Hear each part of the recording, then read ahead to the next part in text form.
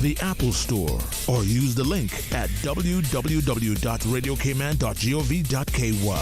Yes, now you can listen to Radio Cayman everywhere. Talk Today is brought to you by Subway, open 24 hours in Countryside, Anderson Square in Georgetown, and Centennial Towers in West Bay. And by the Ministry of District Administration. Explore your history, explore your land, explore your sister islands. And Cayman Airways. Call them on 949-2311 to book your nonstop flights to Los Angeles and Panama. And Doctors Hospital. Peace of mind is important when life happens. Doctors Hospital, always there for you. Call 949-6066. But I do have some questions. There are more questions than answers. Cayman Islands' foremost listener participation program. Talk Today. What's on your mind, Cayman? If you're ready to talk, we are ready to listen. Discussing current events and local news, community spotlights, hot topics, listener stories, cultural and historical discussions, environmental issues, fun and lighthearted topics, guest interviews. Cayman, basically anything you want to talk about, we are ready to listen. Here's your guest host, Charles Glidden.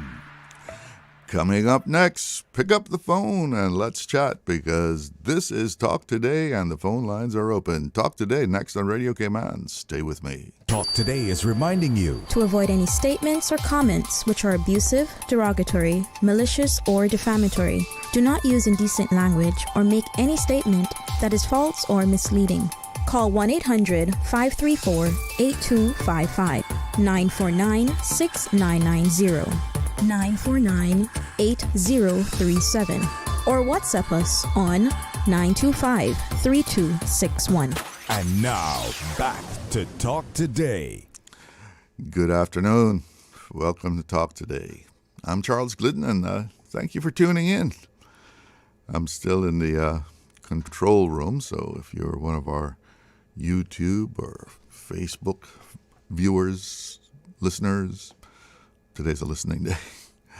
It's still audio only for the online streaming. So we'll hopefully soon be back in our home studio, and we can bring you the full thing, audio and video online. Okay, we're getting there. So it's a freestyling kind of afternoon here. I hope your week is settling in good, you know. Got a long weekend coming up. That's always good to look forward to. But today we can, chat about whatever's on your mind. And a little community involvement talk here. We've had the Cayman Islands Cancer Society on our show a number of times, and in fact they were scheduled to come on today, but something went awry there. And but the Cayman Islands Cancer Society, they certainly do some fantastic work in our community, with everything from supporting people who are battling cancer to arranging screenings and education. They do a lot of education and passing on information in the community about cancer. And this Sunday coming the 25th, the Cayman Islands Cancer Society will host their annual Cayman National Stride Against Cancer. This has become a very, very popular event for walkers and runners who want to support the Cancer Society. And if you haven't signed up yet, you can still do so. And it actually gives you a couple of options as far as the walk. You can walk, do a 5K, or you can do a 10K walk. And for you runners, there's a half marathon. So if you're a runner, you like to walk, you can help the Cancer Society, raise some funds. Get out there and do your thing this Sunday morning. It's an early start, 5:30. So, you got to rise and shine. Make sure you get some sleep Saturday night. No partying Saturday night, or unless you're one of those people who can just do it day and night. Burn the candle at both ends, which is not always a wise idea. But yeah, it's a 5:30 start at the public beach on West Bay Road there. And if you live in the east, residents in North Side and the eastern districts, you can do your part by joining the 5K at the North Side Stride, and that starts and finishes at Rum Point, and that begins at 7 a.m. So that's a more decent hour, right? You can register and get more information. Just visit the Cayman Islands Cancer Society website. And I can't say enough about the Cancer Society and the great things that they've done in our community. They do everything from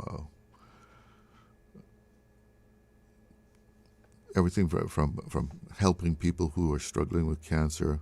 They've touched and helped so many people in the Cayman Islands, and I dare say they have saved lives with their education efforts and making people aware of the importance of early detection. And they also do, funding of mammograms. I remember when I first started doing this, they were one of my first guests on here. They were out there, raising funds for their mammograms program. So help as much as you can. Now I probably won't get out there, walking Sunday morning, but I'll be doing my little part there by making a donation to the Cancer Society, because they do such good things in our community. Well, you know what? Let's take a little break now. But before, let me give you the numbers. 1-800-534-8255.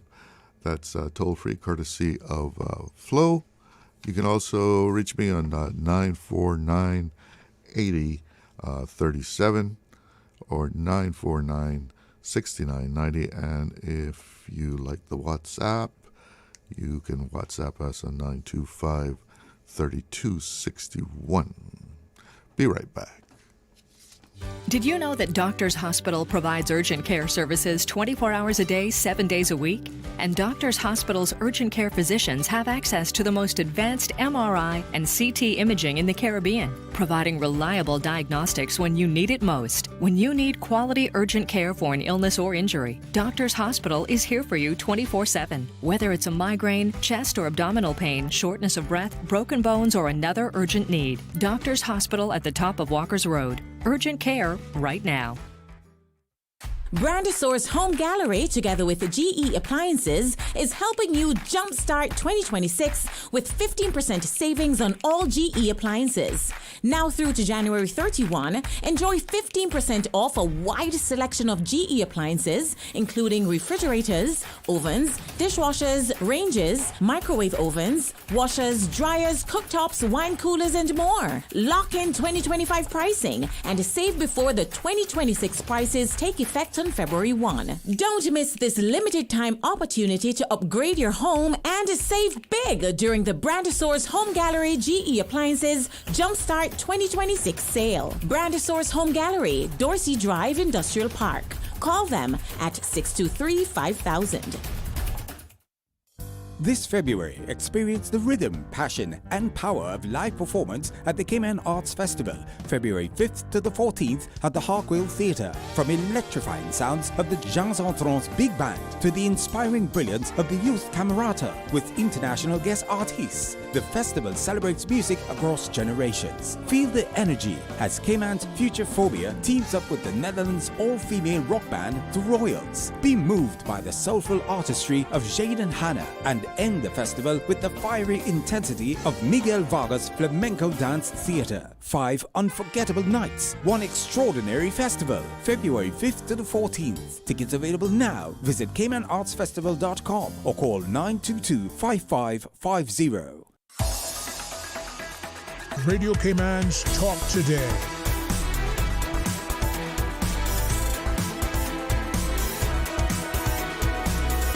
What is on your mind, Cayman? That's what I want to know. What's on your mind, Cayman? Give me a call and let's talk about whatever it is that is bugging you, or maybe something is pleasing you. Looking around, what's happening in Cayman. The Public Accounts Committee has been in action, and we've been carrying it here in Radio Cayman. When is it on, Paul? The Public Accounts Committee? Yeah, but we the last of it was last night. But perhaps you caught some of it. But among the things they covered, they were looking at the Health Services Authority. They've been questioning the HSA executives, and one of the things that came out of that is, HSA, their financial controls, their internal financial controls, still having trouble getting a grip on that. Was one thing that was came to the surface there, that that is still a prominent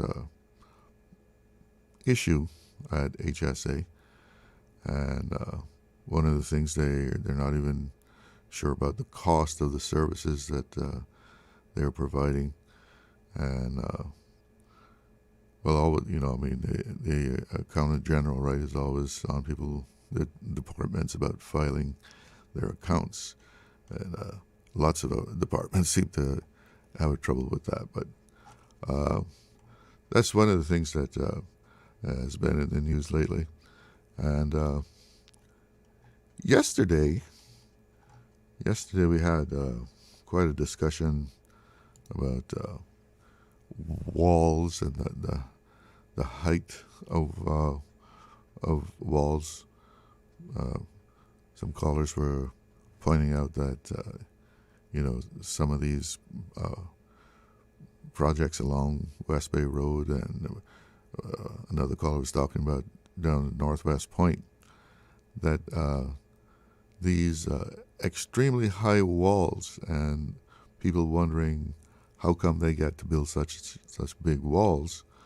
From what I've been able to find on the internet here, in Cayman, boundary fences, walls, and gates generally cannot exceed 4 feet in height, that is.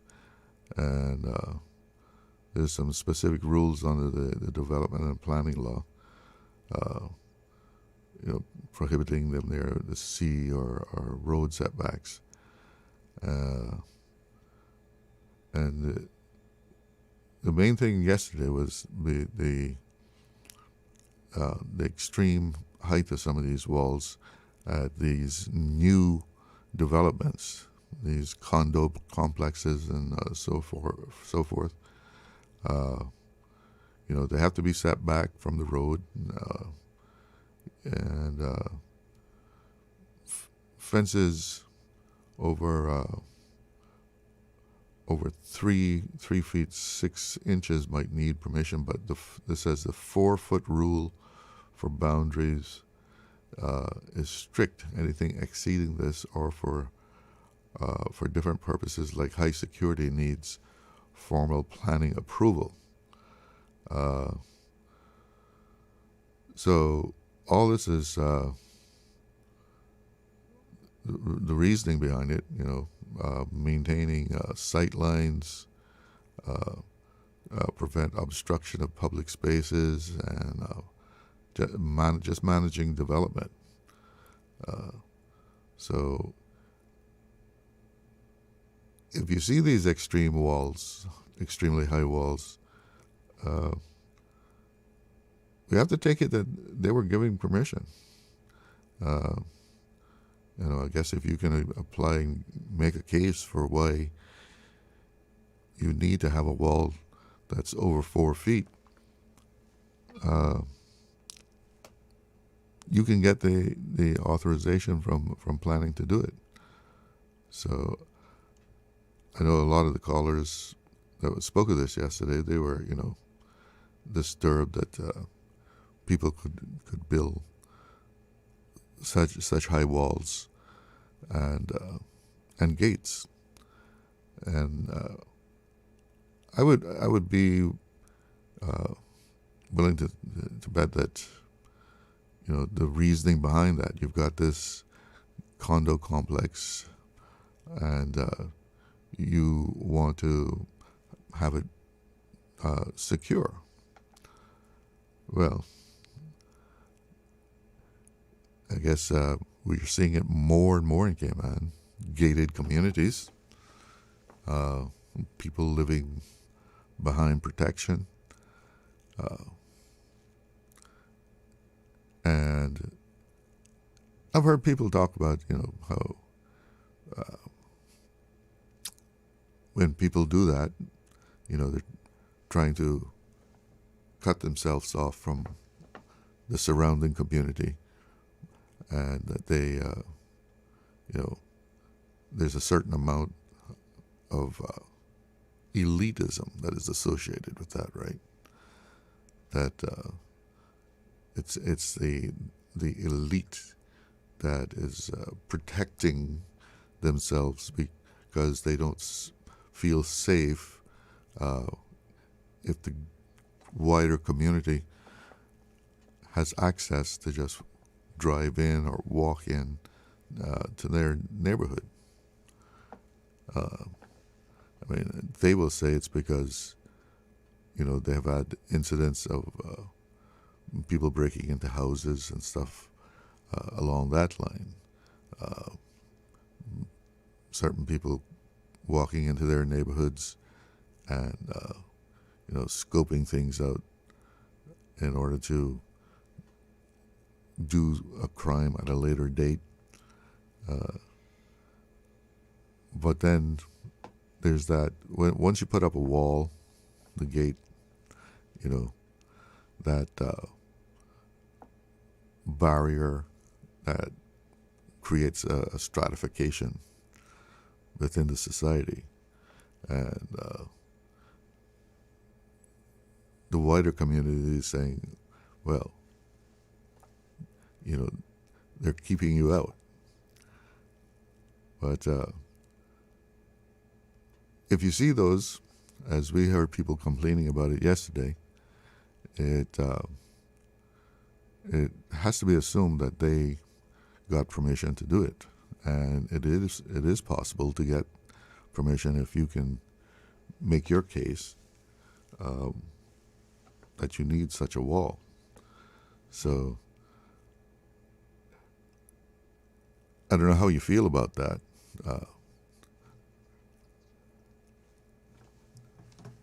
Some of you that called yesterday were talking about the high walls. We got a WhatsApp message here. Let's see what that's saying.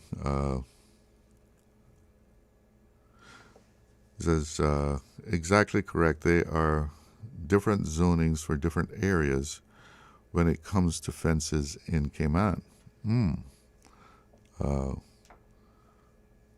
That's an interesting take on it. So, depending on what the zoning is, You can, your wall or fences, your gates can be of different heights. Be interesting to find out how that works.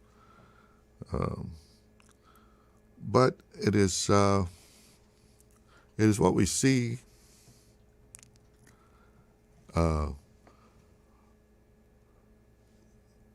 not only in Cayman, but in many places,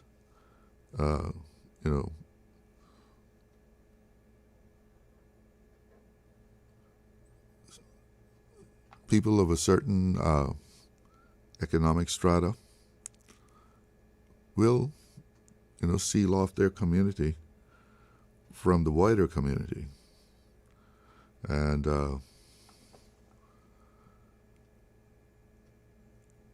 we have another WhatsApp message here.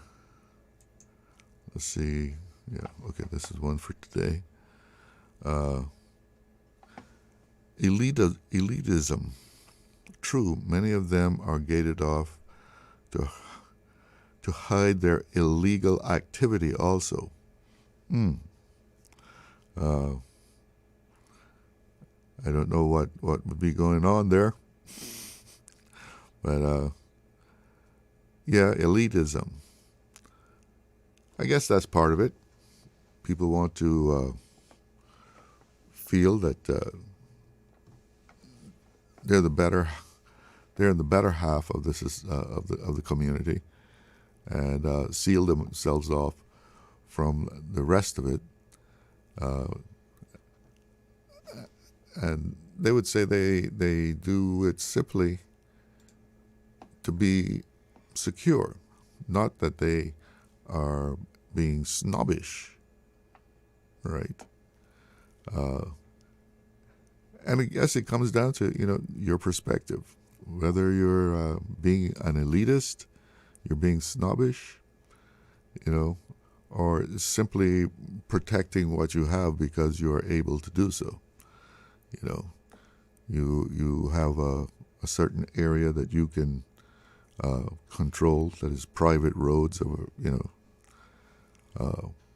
because certainly not every little area can put a wall around it or put up a gate and say you can't come in unless you know the code.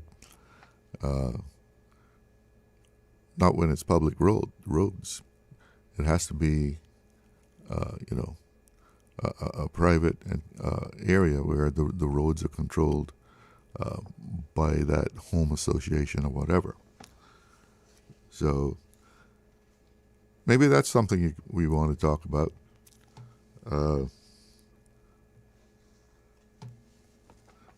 One of our listeners had sent me a message, and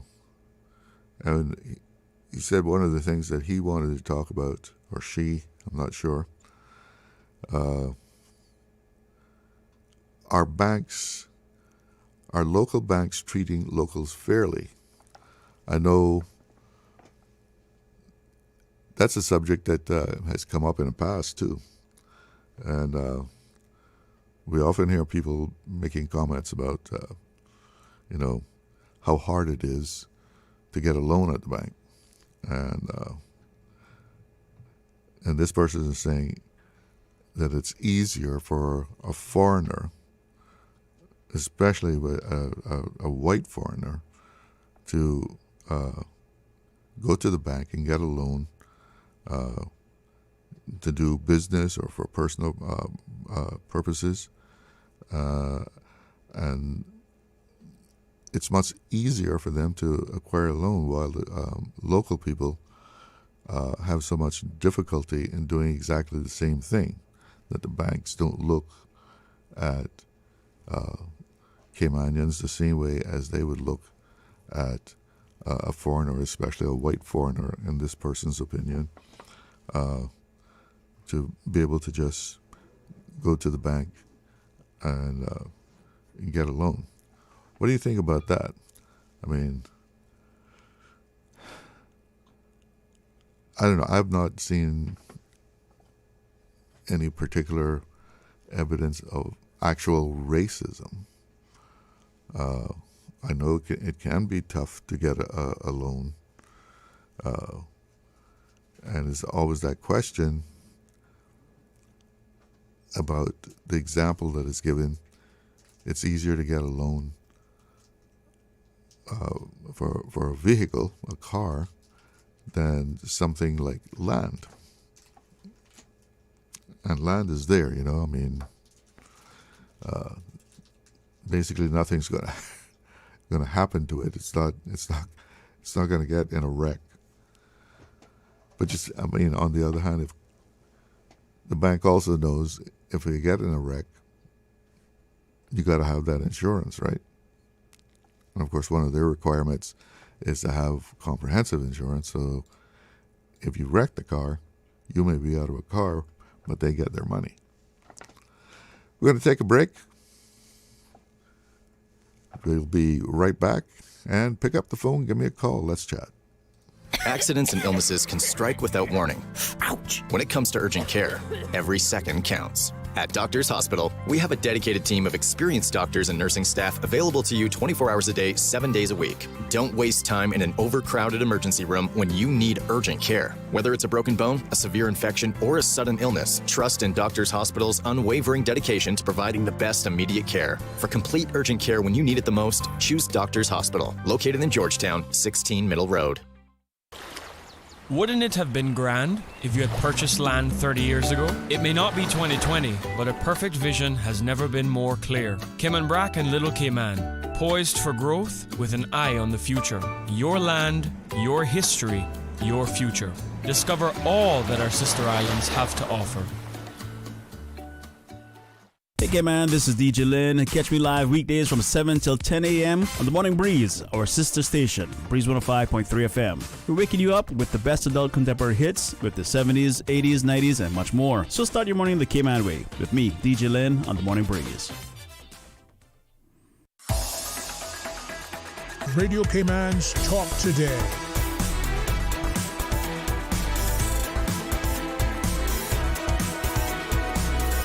What is on your mind, Cayman? That's what I want to know. What's on your mind, Cayman? Give me a call and tell me.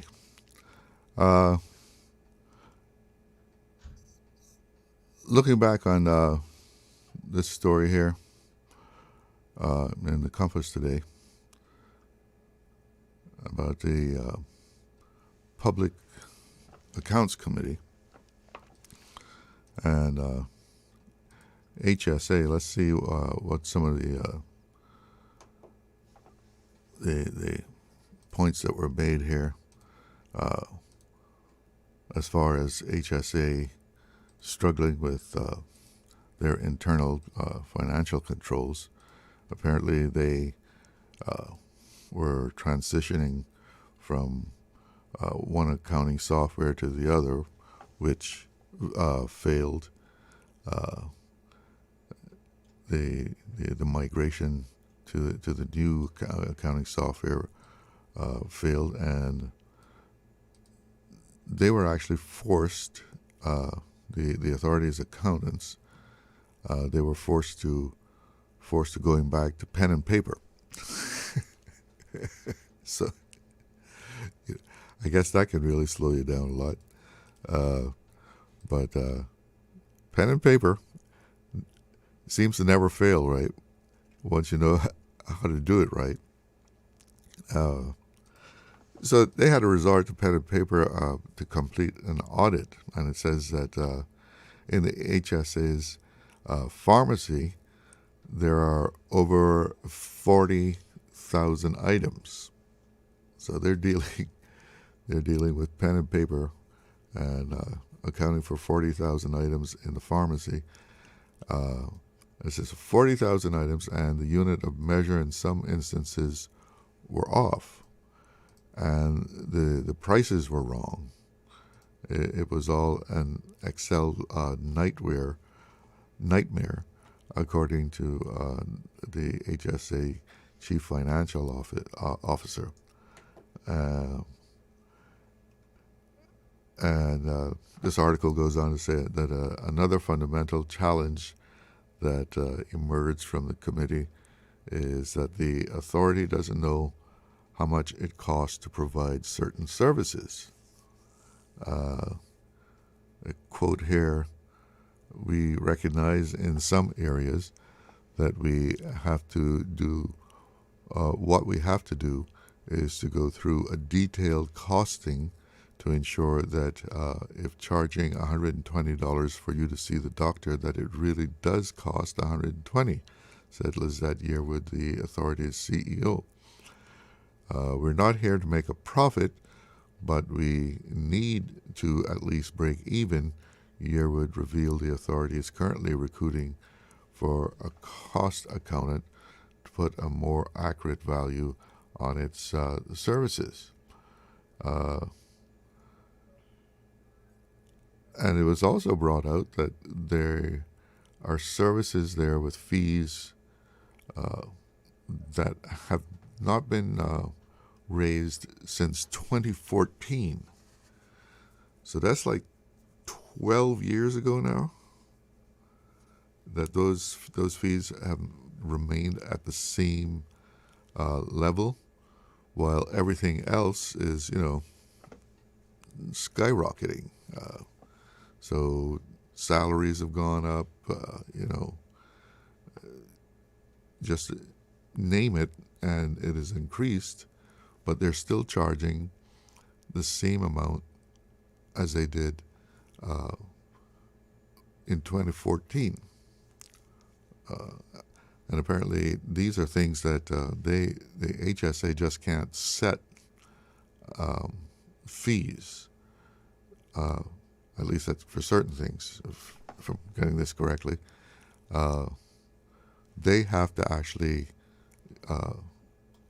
ask the government permission to increase fees. And so they've done that for these things. And that's in the process. They're waiting for that approval. But, excuse me, if you're still charging 2014 fees for something, it's kind of hard to break even, because those things, that the cost of those things, whether it's a service or an actual good,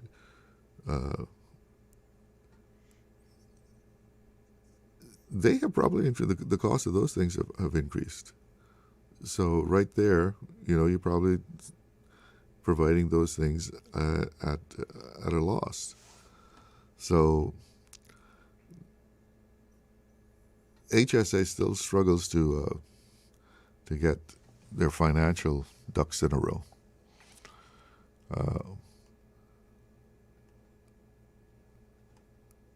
And in another part of this article, they touched on, if you remember last year, the compensation for the board members was a big issue, because they were getting paid per meeting, and they were having lots and lots of meetings, and so for each meeting they got a fee. But now, of course, that has been changed. It says the committee also briefly touched on the embattled board of HSA, which has courted controversy for meeting costs and also seen recent resignations. It's clear that the authority's new board will need to address weak internal controls if the organization is to improve its financial performance. And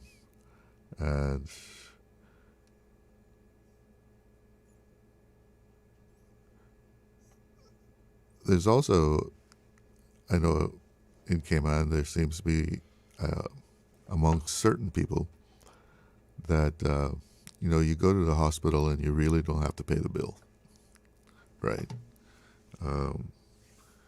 even though you're presented with a bill. It's the hospital, and it's like you can ignore it, right? That's a mentality from that goes way back. But you know what they say? There's no free lunch. I guess there's no free medicine either. Somebody has to pay for it. And of course, there are people that are unable to meet medical costs, even though everybody in Cayman is supposed to have some kind of insurance, right? Whether it's just the basic plan. But as has been brought out on a number of occasions right here on Talk Today, there are members of our society, a lot of them being elderly, who can't meet those basic needs, and I'm sure if they show up at the hospital in need of medical help, they're given that help, and often it's the government that makes up the difference. So that's another drain on resources there.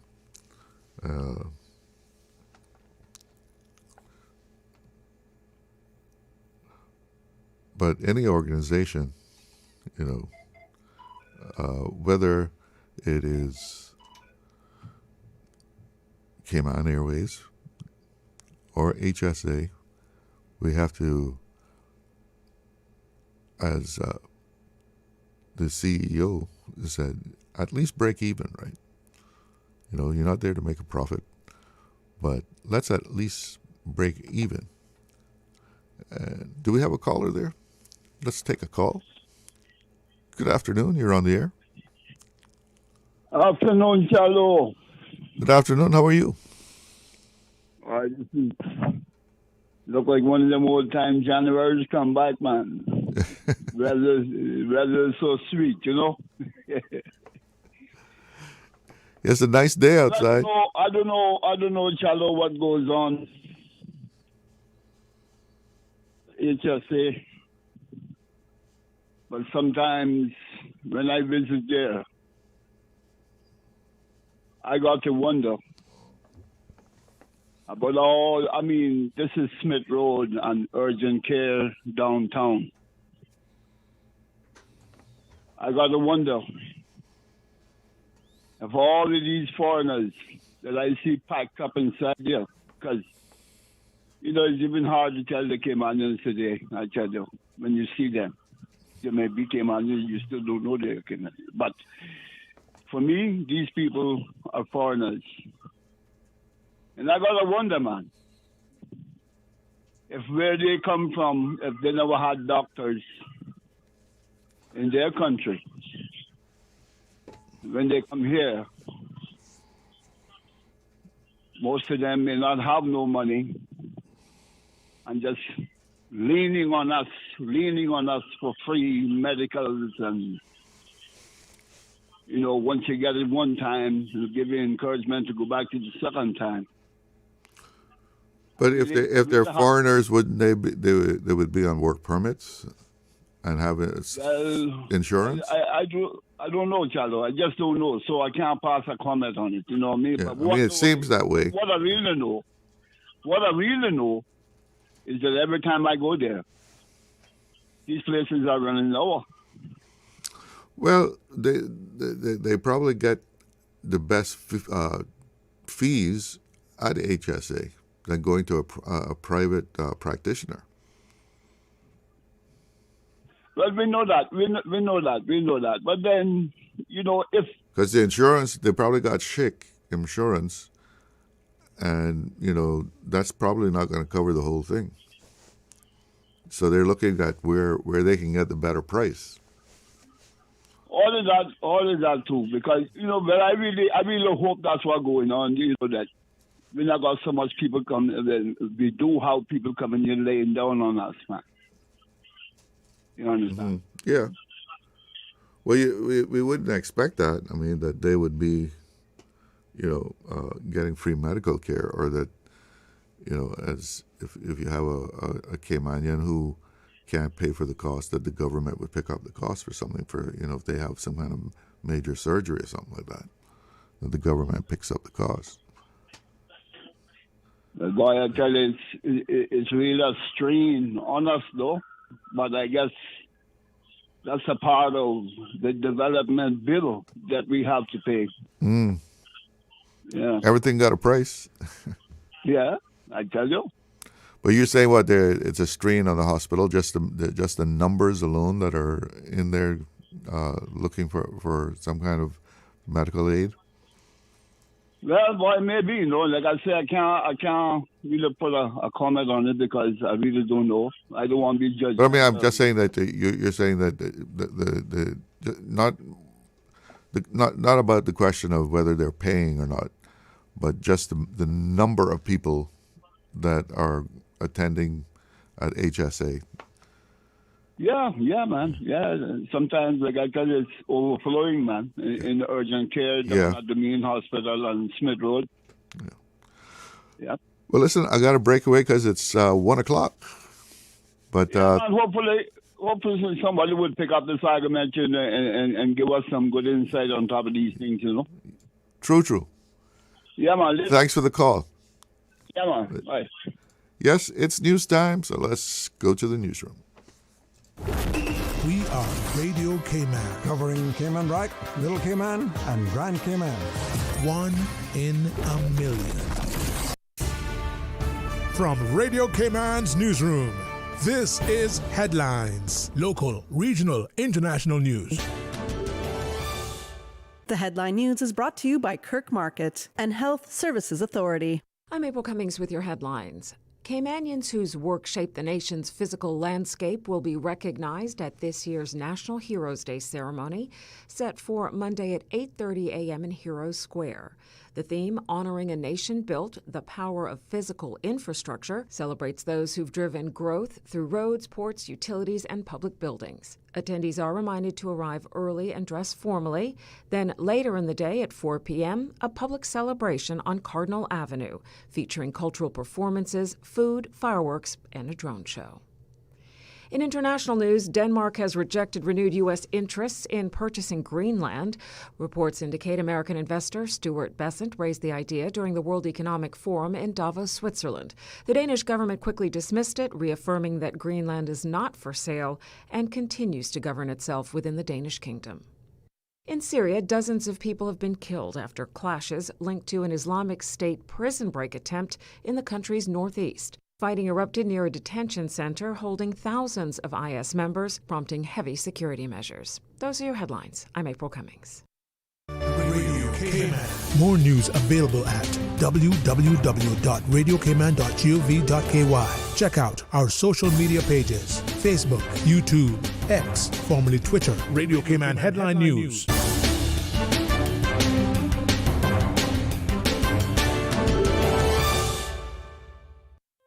Looking for fresh, healthy food that's full of flavor? Then you've got to visit Kirk Market. Our dishes are made with fresh, high-quality ingredients. Enjoy vibrant mixed greens or satisfying pasta salads. Or try one of our delicious grill options like blackened chicken, spicy beef steak, or grilled salmon.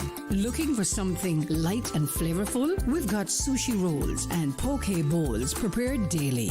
And don't forget to explore a hot bar or Billy Fresh salad at the salad bar. Stop by Kirk Market today for breakfast, lunch, or dinner and taste the difference. Eat well, live well with Kirk Market.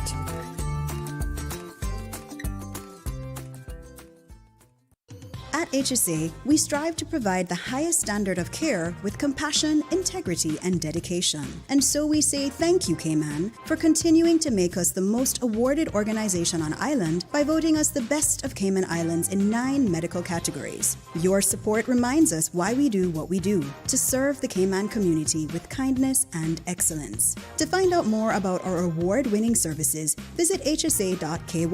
At HSA, we are committed to caring for you. Radio Cayman is pleased to feature this special Sister Islands historical vignette brought to you by the Ministry of District Administration and Lands. Explore your history, explore your land, explore your Sister Islands. Alfred Berman Scott, 1914 to 1989. Alfred Scott was schooled in Jamaica and went to sea as a young man, and then to Panama, where he worked on the canal. When he returned home to Cayman Brac, he worked as a contractor and manufacturer of concrete blocks made on a homemade machine, floor tiles and aggregate. He served in the Legislative Assembly in the early 1970s, representing Cayman Brac and Little Cayman, and was a Baptist preacher for a number of years. He was a philanthropist who was widely loved and respected. Mr. Scott, who was married to Miss Alta Aurelia Henderson, was a model husband and father who raised 12 outstanding citizens. Another son died at an early age. Radio Cayman is pleased to feature this special Sister Islands historical vignette brought to you by the Ministry of District Administration and Lands. Explore your history, explore your land, explore your Sister Islands. Radio Cayman's Talk Today.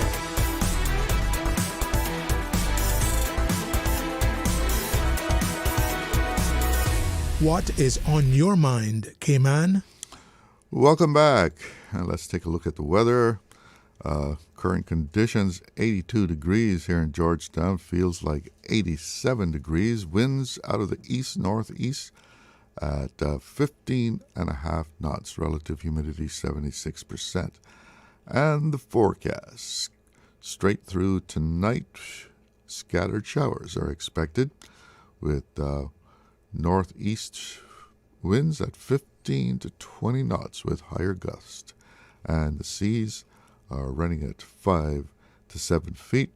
We have a small craft advisory in effect. And we even still have a flood advisory in effect for the Cayman Islands too. All that rain around. And that's the weather update there. I hope they get that radar fixed soon. The radar is always so handy to be able to actually visually place where the showers are. You know, gives you a better picture with a radar, of course. I have a WhatsApp message here. Let's see. Charles, I may have asked you this before, and if so, please excuse me, but I don't recall ever getting an answer. My understanding is that it was one of the Bodens, either Truman or Roy, who made the change to the education system back when they weren't yet called ministers. The change barred non-Caymanian children from attending government schools, making them 100% Caymanian. In my view, that decision marked the beginning of true segregation and racism in the Cayman Islands, at least on Grand Cayman. On Cayman Brac and Little Cayman, where there are no private schools, the issue was moot. But on Grand Cayman, the impact was profound. Suddenly, our children were no longer in classrooms with quote-unquote foreigners. There was little interaction, no melting pot, and no shared experiences. I think your assessment there of that is right on. And as far as when that was brought in, I don't think it was an individual, what was it, executive council member? Is that would have been the term at that time? I mean, I think it was the government of the day decision, but I think it was probably in one of the administrations that Truman Bodden was in. But yes, that is, I find that to be so myself, that when you're going to separate the children, then as they grow, there's no relationships there. I mean, I've seen that with my own child and grandchild who attended prep school, and they mixed with Caymanians, they mixed with expat kids, and had relationships both ways, right? But for children who are going to public school, government schools, that don't have that interaction, what do you expect to happen when they grow up, right? And then at the same time, I know they did in the past, I don't know if that's still true today, don't private schools get a subsidy from the government also? We have a caller. Good afternoon, you're on the air. Good afternoon. Hi. How are you? I'm fine, and how are you doing? Not too bad. I'm grateful. We are all blessed. And I would have to say this. I think I'm not too sure. Maybe somebody else could remember and correct me. I think it was Mr. Truman. Well, both his Bodden. Truman Bodden. Yeah, I think it was the administration that he was in that Yes. happened under. Yes. Okay. That's not my subject for today. My subject is for today is I'm still digging on tourism. Okay. We depend a lot on tourism. Mm-hmm. A big amount, millions and millions of dollars come from tourism. But we need to get better customer service. Our people need to be taught better customer service.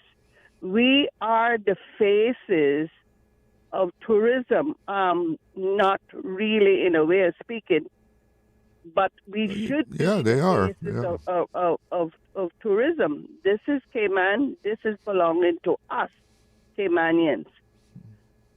We get the foreign people in here, and they come 1 week, and they're by our front desk, or they're serving people the next week. They know nothing about Cayman. They don't try to learn about Cayman. Get my gratuity, get my tips, and I'll sit down by a bar or go somewhere else. Most of the foreign people that come like that, they're in hotels, and I don't think it is right. I know it is not right for us to have to be begging for jobs. I worked in a tourism section for years and years, and so is my husband. And because when he first came here, he was a chef. And that's the time that they used to get foreign chefs here. Mostly all the chefs that were here, they were from Europe. Mm-hmm. in the hotels. Now, we need to get our people better trained with manners, with good behavior, and much better trained than what they are. Get them in the tourism section. I'm not, Chalo, I am, as long as you and OC is at Radio Cayman, I am not going to stop with this until I hear that it is happening. Now we have a coalition government. Let's see what they would do towards tourism. They know how important it is that we get a lot of tourism here.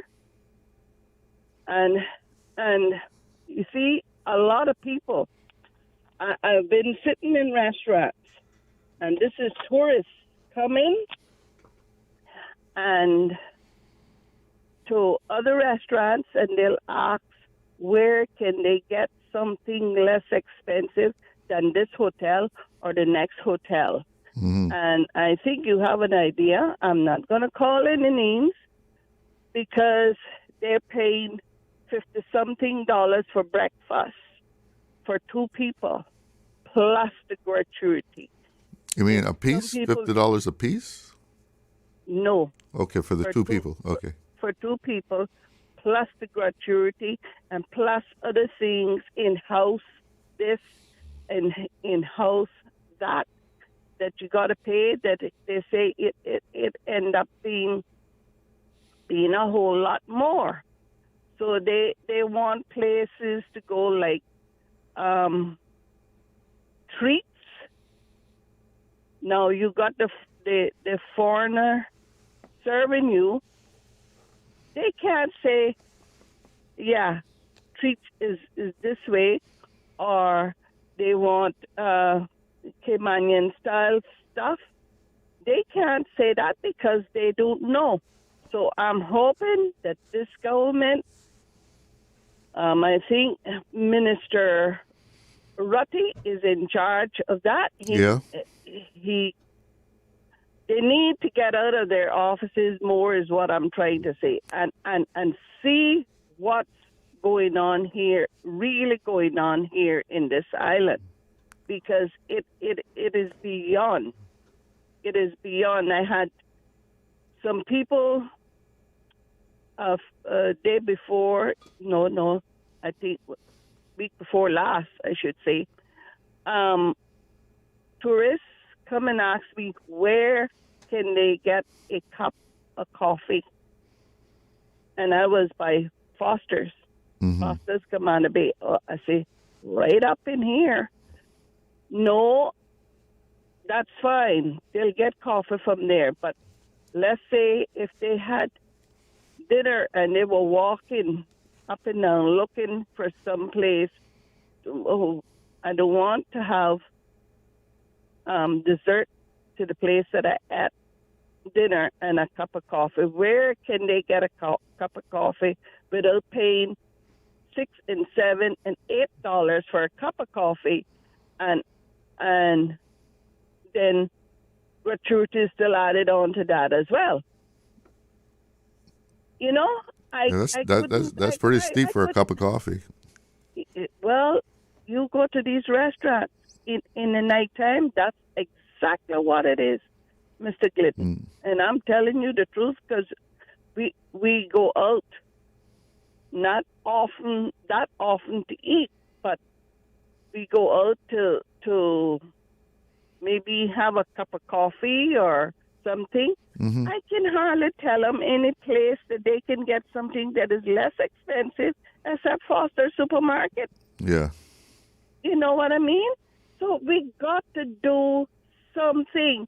And they also tell me, I come for a week, but I'm only going to stay 4 days, and I'm going to Mexico. It's disappointing to hear them say that. It's because of the prices.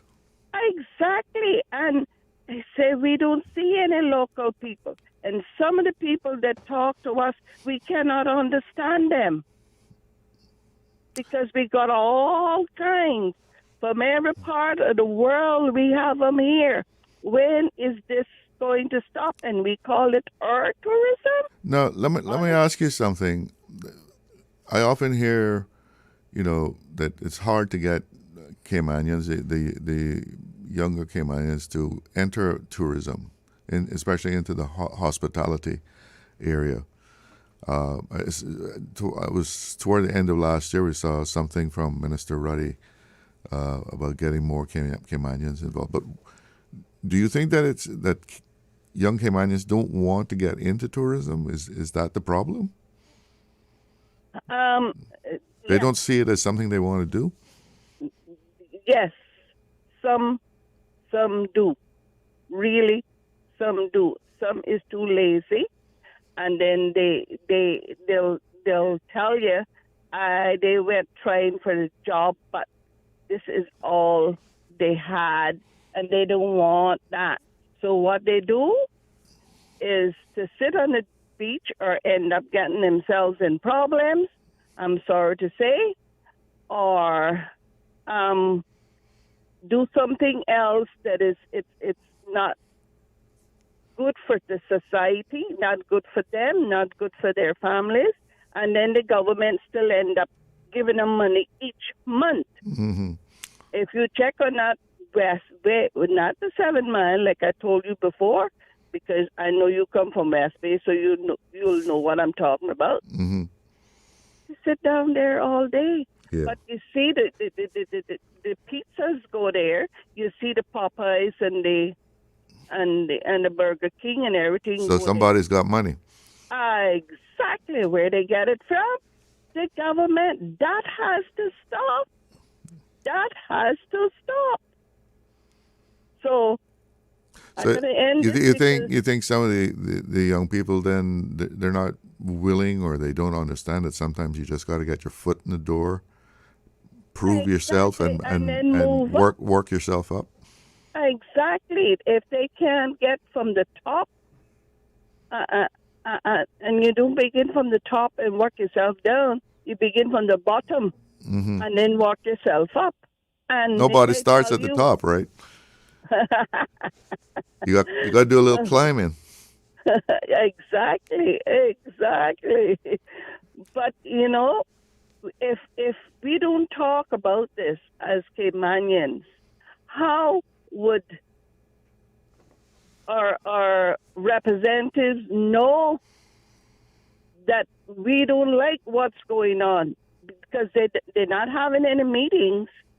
They'll take time and write up a 100-page book or what they had done, but they're not having any meetings to let us know what's going on. And that was one of the things that Mr. Connor brought up. And he had callers yesterday saying the same thing. We don't like what's going on, but how would they know if we don't come to Radio Cayman, talk to you, talk to Mr. Connor or whoever else is there, Miss Miller, Kathy Miller, or somebody like that, because they need to have meetings. That was their promise, to let us know what's going on. What did they do in Parliament? Where the people they vote, they put them there. So they need to know what's going on. Communication is a very important thing. Exactly, sir. Anyway, I'll held you up enough, but I'm glad that it is somebody to talk to and let some people know how me as a Caymanian feel. Thank you very much, and thanks for your time. Glad you called. Thank you very much. Glad to have you express yourself. Have a good afternoon.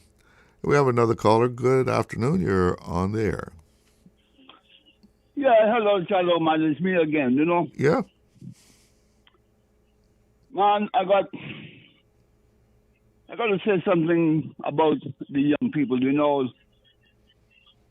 More time they're being encouraged to work in the bank, insurance companies, but they're not really encouraged to go out in the sun. You understand? Mm-hmm. I've been on job sites with young Caymanians, and what they show me there is not really encouraging, When I was young, Chalo, I had those problems when I was working too, man. You just can't expect to be on a job and think that you can go out and party all night long and you'll be able to go back to work tomorrow. It just don't work out. That don't work. And that's a part of our young people problems. You understand? Mm-hmm. They want to party on the school night. Now, Chalo, when they don't want to go out in the hot sun and work, I really can't blame them. But you got to do something. Because if you try to rob people and steal money from people, sooner or later, you're going to end up northward, character gone. Character gone. Yeah. But you're not coming back out here and think that you're going to get employment just like that with a record. That not work out neither. Yeah, once you got that jail time, it's hard to put it behind you when it comes to getting a job. Well, you know, the little community that we live in, we don't forget nothing, you know. When it comes to that, you know, a man's past will always be that. For most of us, that's how we think. In a little small community, you know what I'm saying? And most employment applications, you know, they got that question there, you know, have you ever been committed of a crime or you been to jail or, you know. Yeah, man. And if you lie about it and they find out about it, well, you're out. Let me tell you now, Chalo, in tourism, right? Yeah. Come on, not cheap no more. You got to make money, boss. You got to make money. And let me tell you, you're going to have to hold a good position in tourism to make money. You understand? But, I mean, I've heard people say if you're willing to work your way up, you can do it. Oh, yeah, but boy, that might be a problem for the young people today, too. They're not got no time like how we had, you know. Well, like we were talking before with my lady caller there, you know, nobody starts at the top. You got to be willing to, you know, get your foot in the door and prove yourself and work your way up. But that's what I say, Chado. They don't have no time like how we had. You understand? Yeah. Because, you know, our attitude, I had the attitude, want it and want it now. Yeah. Yeah, they not got no time about putting in no years and things like that, but working way up. They want it, and they want it now. You understand? They want new car, they want nice clothes, they want everything. We want it now.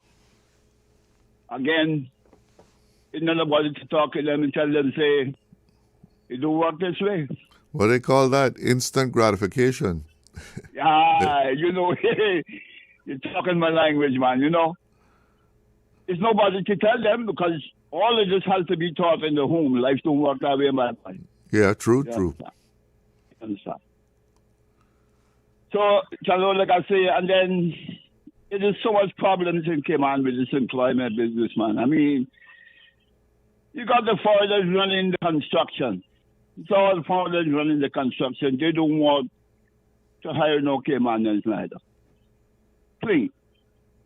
And one of the reasons why they don't want to hire no Caymanians is because of the benefits that government say we have to pay the Caymanians. So, well, isn't it to pay the same, regardless of who you hire? What I'm saying is, what goes on with the Chalo, even if you're sick as a Caymanian, right? Nobody don't believe. None of them employers don't believe that you're sick. You can't get sick. You must be there every day like them, even if you're sick. First thing they say is an excuse to get a sick day. You understand? All of these things, these foreigners that is running this construction in Cayman, so sad. Why I feel sad when I have to say these words, man. Running this construction in Cayman Islands, right? It is very sad that it's like this, that even if a young Caymanian wanted to go out there and work, this is what he faced. You understand? Mm-hmm. But for these foreigners, it's easier to get a permit and work. Those workers for 12, 13 hours a day. And no overtime or anything like that. We're just paying you straight time. You understand? So you say that the foreign worker is willing to do that and not even collect overtime? Oh, God Almighty, Chalo. I've been out there with them, man. Some of them. Some things I see them do, the Chalo. And what I see them do is not involved in my day's work, because I'm not doing them things. I mean, I've been seeing some of them on the shallow, they go down on the ground and picking up little bits of foam. You understand? Yeah. We got to keep the compound clean and think that people, you don't get injured when you're working and things like that. Go down on their knees and picking up little bits of foam and things, and I really got to tell them, say, look, man, you don't have to do that, because this thing in the end will be graded, pressure on everything will be on top of this. You don't have to do this, my friend. Working for names, Shadow. This is what the young Caymanian face of them, my boss. Because the young Caymanian not do it neither. But I've heard what you're saying about no overtime being paid. I've heard that before. As a matter of fact, one of our callers was saying that he was on a construction site. They were working over the 45 hours a week, no overtime. But he kept track of his. Yes. And then after the project was over, he went down and complained to Labor and Pensions, and they ended up having to pay him, Yes. But the other guys, the foreign guys on there that was on a work permit, they were afraid to do it. Yeah. You see, well, some of them job sites and things, right? When they pay you, if they pay you in a check, then you got your pay slip. Mm-hmm. And you got to hold your pay slip. You got to remember to hold that, because if anything happened, then you have that to show. You understand? Right. Yeah, man. I see that happen to me one time. I had to take a Caymanian man 25 years younger than me. I had to take him to the labor board. And my good friend Mario Ebanks was in charge then. He was the director then. But a little young boy took my case down and then let me tell you, man, before you could count to 10, that check was in that labor office, because the little young boy never really joke with that man that I was working for. Mm-hmm. You understand? But I was determined not to make somebody younger than me take them kind of advantage of me in Cayman Islands. I've been here for so long. No, man. You're going to collect. I have a deal with him. What was that movie? Show Me the Money. Yeah. I had to deal with him, man. But tell her right now, I don't know, like I say, I never had to go through all of this in Cayman Islands, working for 60 odd years here. I never had to go through anything like this, man. So all I can say is that I had the best of it, but I still want to see the young people get something out of this. But like the hotel service, a lot of young people, and you mentioned it when you called before, but they're not about going out in the sun and sweating on a construction site, right? Like I said, I couldn't blame them when they don't want to do that, but you got to do something. Yeah. Because the robberies and the begging and things, that's not going to pay off for you, my friend. What young people need to know is the lifestyle that you want to live. Yeah. Is that saying that sometimes you have to do what you have to do until you can do what you want to do. Yes, definitely. You can't always, when we're starting off in life, we can't always do what we want to, but you do what you have to. Yeah, man. To make a few bucks to pay the rent. Like I said, Charlo, that woman just she was mentioning about European chefs, right? Uh-huh. Well, I remember, man, down 1965 when I got that job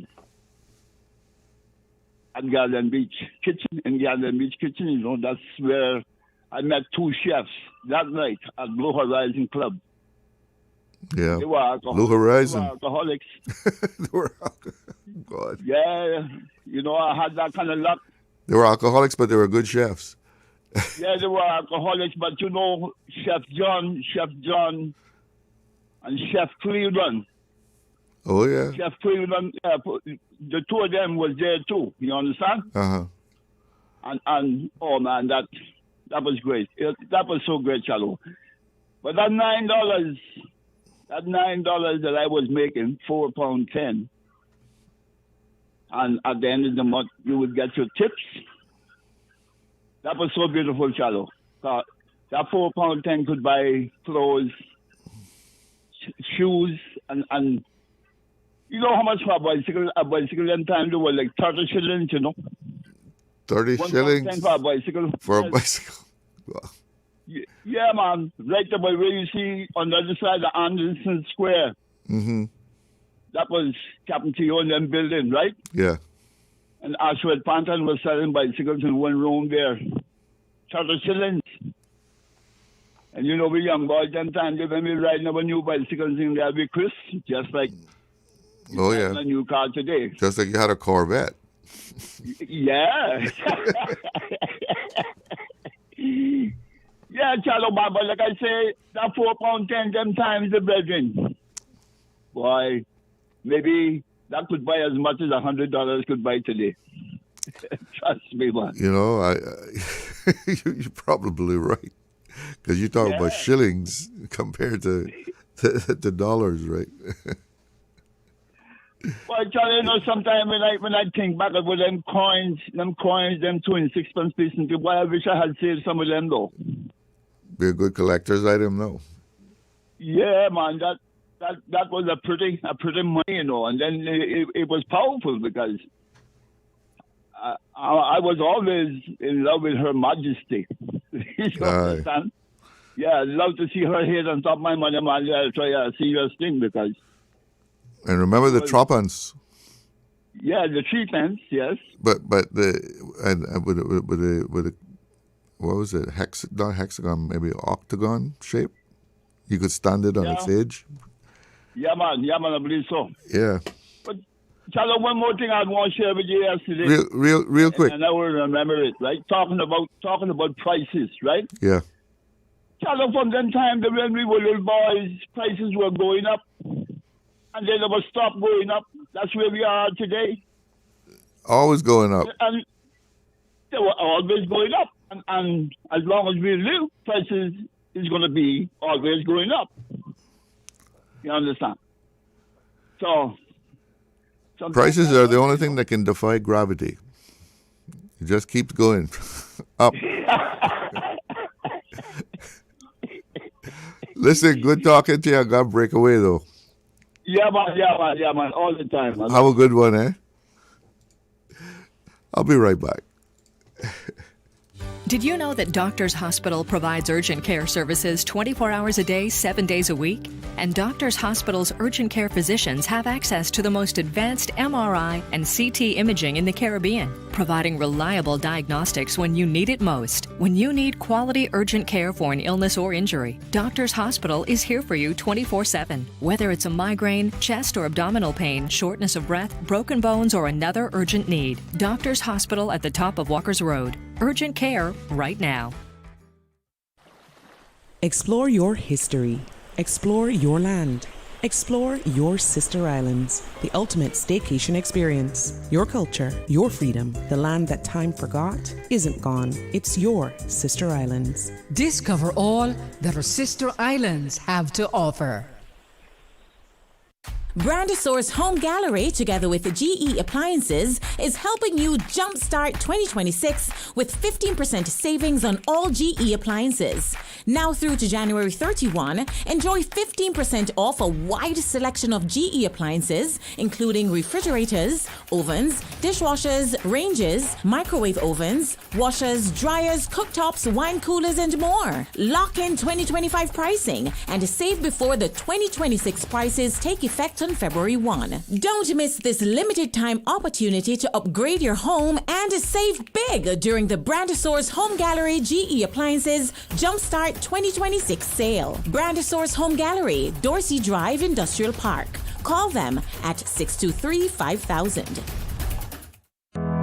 On Monday, 26th of January at 8:30 a.m., the The 2026 National Heroes Day Award ceremony will take place in our historic Hero Square. This year, we honor the nation builders whose vision and dedication have shaped Cayman's physical landscape under the theme Honoring a Nation Built, the Power of Physical Infrastructure. Wear your ceremonial best and stand with us in Hero Square on Monday, 26th of January at 8:30 a.m.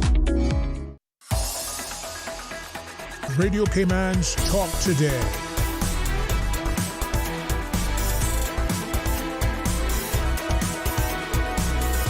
What is on your mind, Cayman? Welcome back.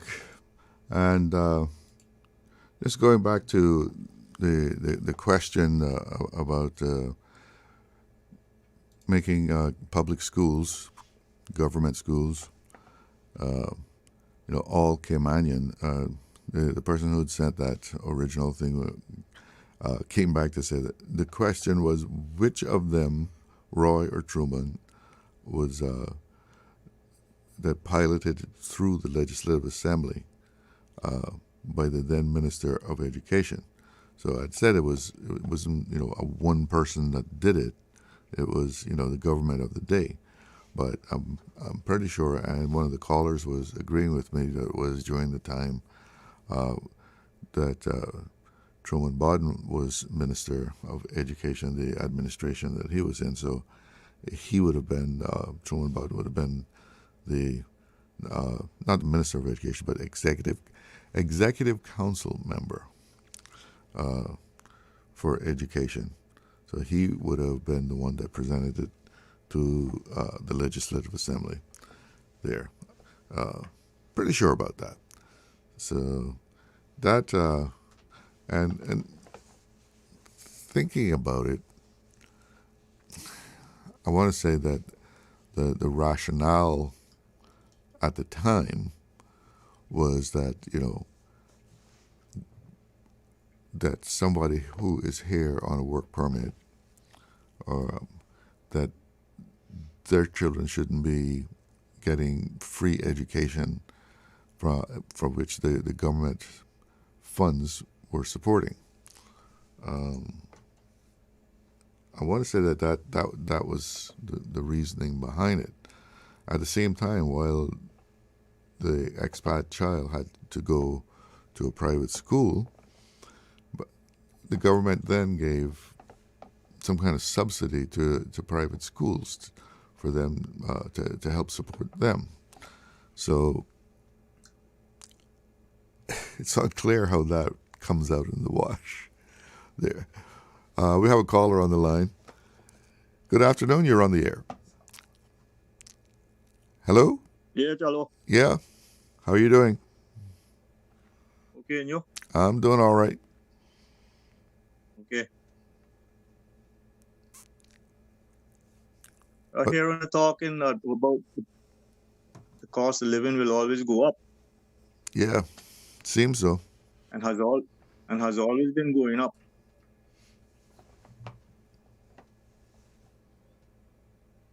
So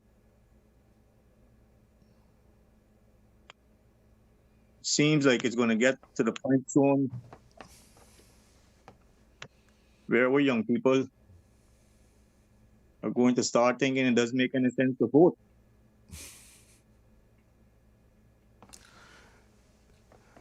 Because if politicians are not able to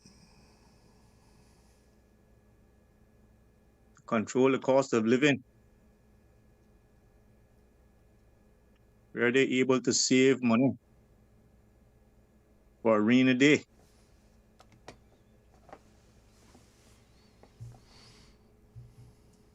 I don't see why it would make any sense to continue voting for people who we give them the power to control the cost of living, that we're able to save money and to buy the things that we need. We're voting for them over and over. They're making $12,000, $15,000 a month. And they're still not doing what they need to do to help us in our own country. Because the cost of living isn't affecting them. And then after they put in 2 or 3 terms, they retire. And they're collecting probably almost $7,000 to $8,000 a month after they retire for the rest of their lives. But when we retire, by us not being able to save anything,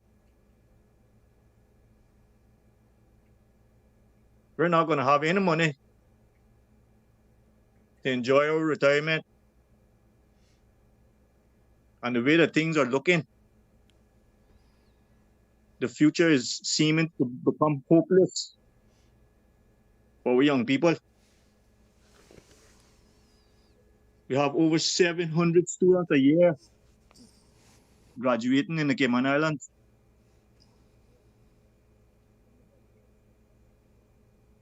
And if the cost of living continues, the future for our young people is practically hopeless.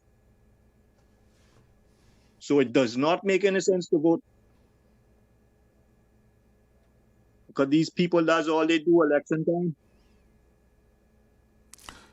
So is making promises about taking care of the cost of living. Then when they get in there, they say they can't do anything about it. So practically, and facts, it's going to come to the point where our young people are going to say, it doesn't make any sense to vote. Thank you. There's some that don't vote now. They don't see any sense in voting. But,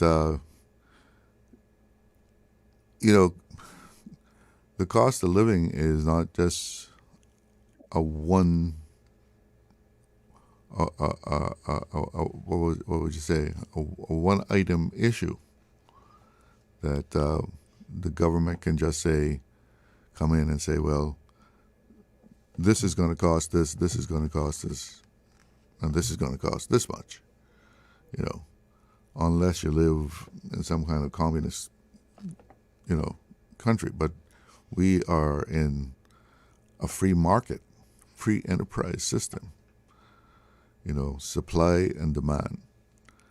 Yeah, there's some things that the government can do here and there.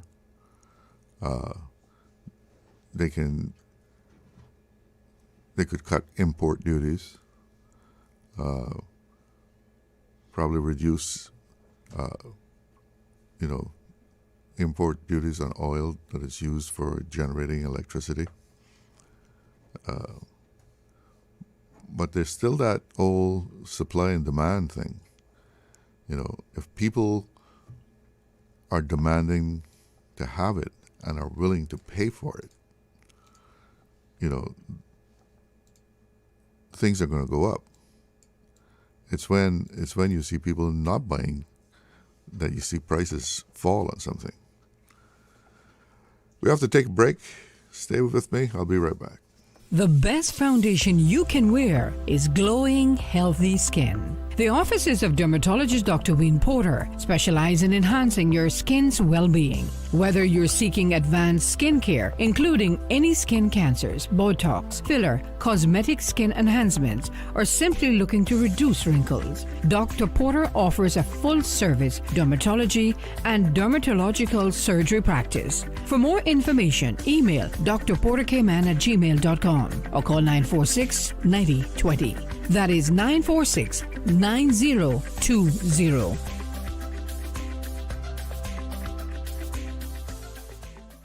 Hey, new drivers, don't just drive, drive smart. Cynical and Inspire Cayman's Safe Driver program will show you how. Get real-life simulator training and classroom sessions to help you gain experience, stay alert, and avoid accidents.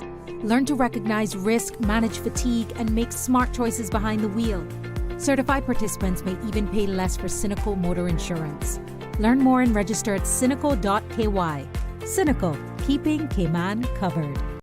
Brandosaur's Home Gallery, together with the GE Appliances, is helping you jumpstart 2026 with 15% savings on all GE appliances.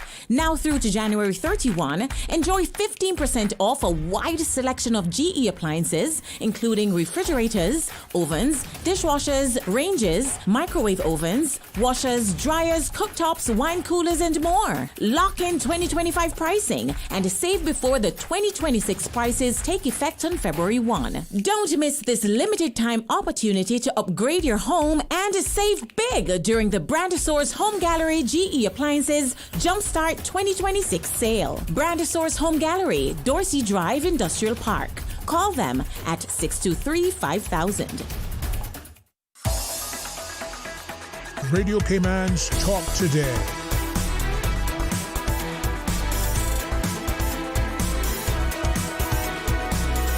What is on your mind, Cayman? Welcome back. Have a WhatsApp message here. Mr. Glidden, blessings and lots of blessings to everyone. Mr. Glidden, I have to tell you this. I went to the Anthony Eden Hospital, sir. There's nowhere in the world that anyone will get a service like that. From the porters to the doctors, they were kind, understanding, caring. The service is excellent. God's blessing to those people. Well, good to hear that report. Someone that's very pleased with the service at the Anthony Eden Hospital. We were talking about, or someone mentioned customer service training, and as that message there was from the porters to the doctors,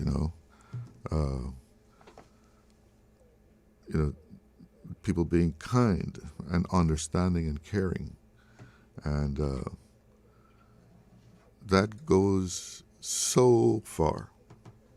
When people treat you in a caring manner, it really makes you feel like you're special. You go into a place, whether it's the hospital or a store, and someone actually takes the time to help you, and you can feel when someone is doing their job in a caring way, or they're just going through the motions, right? Genuinely trying to show you a product, or whether it's in the hospital, and a porter is kind to you. They help you to do something. That makes a big difference in how we feel about things. And in the case of a hospital, it even gives you confidence that people are taking care of you. That it's not trying to get through the day and get out of there, but they're willing to take the time to pay attention to your wants. And that's all about in a medical situation. It makes you feel like people are taking the time to make sure that you are okay, treating you as an individual and not just another a number next in line. That if you have a special need, a special request, that they're going to do what they can to help you out. And that's what customer service is all about, regardless of the environment that, it's being conducted in. And I must say, at a number of establishments, grocery stores, I've noticed what you must, and when you see it in more than one person there, because you could go into a place and this person has a great attitude, and you go to another person in the same establishment and they're completely different. They don't really have the time for you, and it's you feel as if you're bothering them, you're interrupting their day, as opposed to the other person who is willing to help you find something in the store. But in a number of places now, I feel an effort on the part of management, because you see a consistency in the way the people, the employees are acting toward you, and you say, there's some training going on here, because you have 3 different employees having an encounter with 3 different employees, and each of them have this positive way of dealing with you. That's not by mistake. That's not just, this doesn't happen out of thin air. That's management taking the time to train employees as to how to interact with their customers. And I remember reading one time about,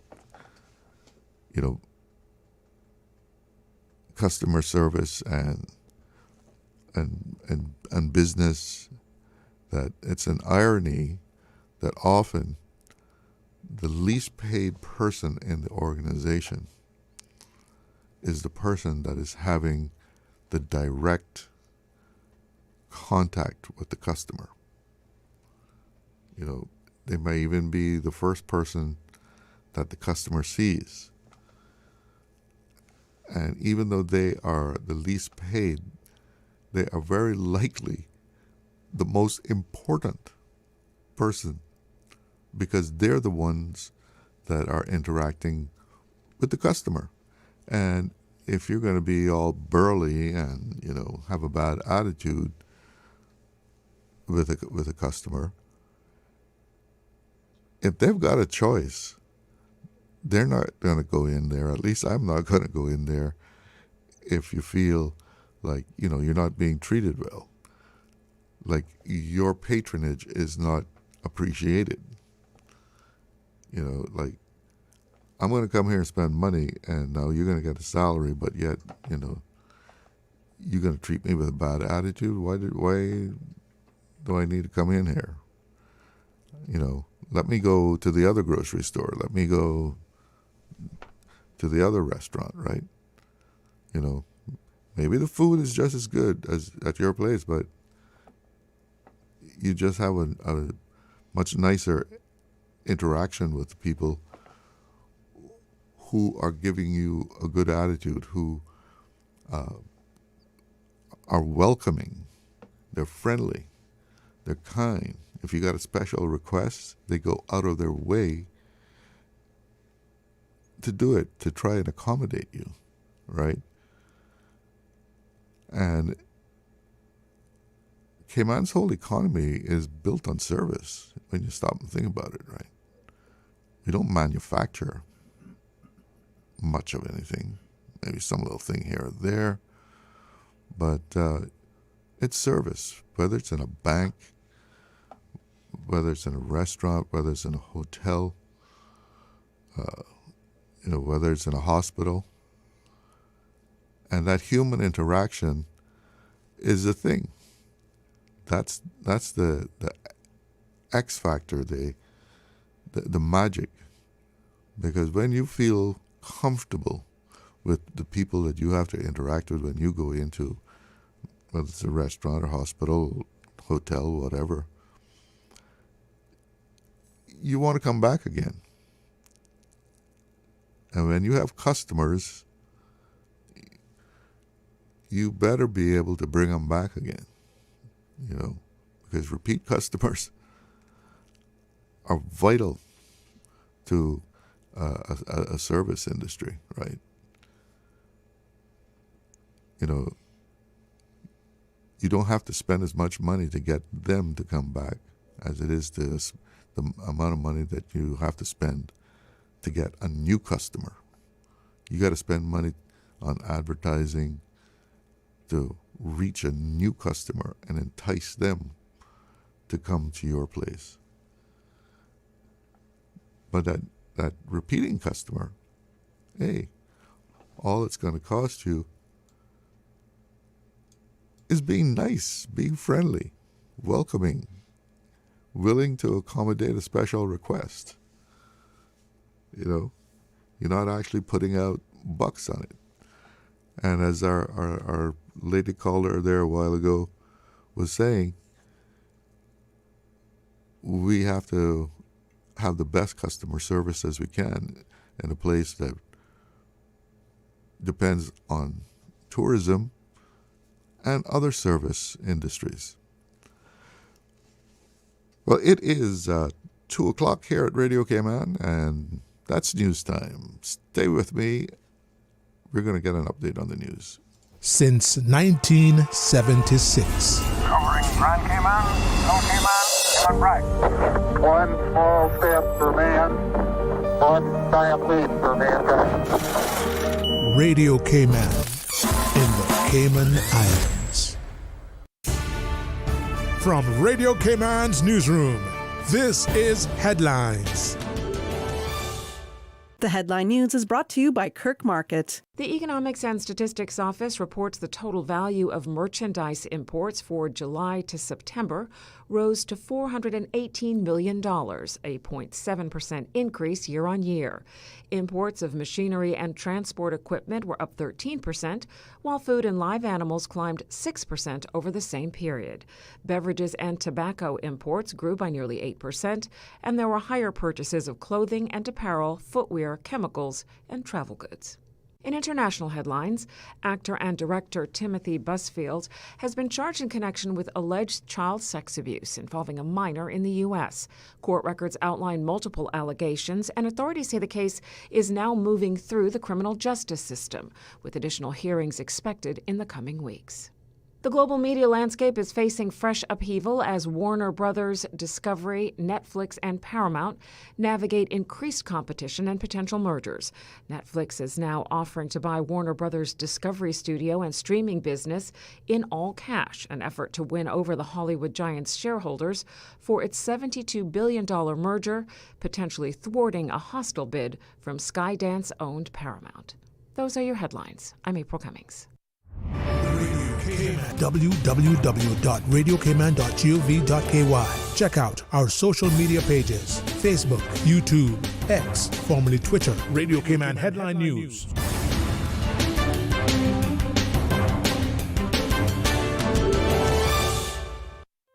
Looking for fresh, healthy food that's full of flavor? Then you've got to visit Kirk Market. Our dishes are made with fresh, high-quality ingredients. Enjoy vibrant mixed greens or satisfying pasta salads. Or try one of our delicious grill options like blackened chicken, spicy beef steak, or grilled salmon. Looking for something light and flavorful? We've got sushi rolls and poke bowls prepared daily. And don't forget to explore a hot bar or Billy Fresh salad at the salad bar. Stop by Kirk Market today for breakfast, lunch, or dinner and taste the difference. Eat well, live well with Kirk Market.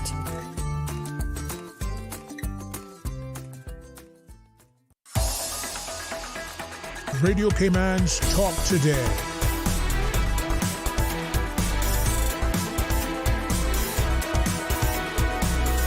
What is on your mind, Cayman?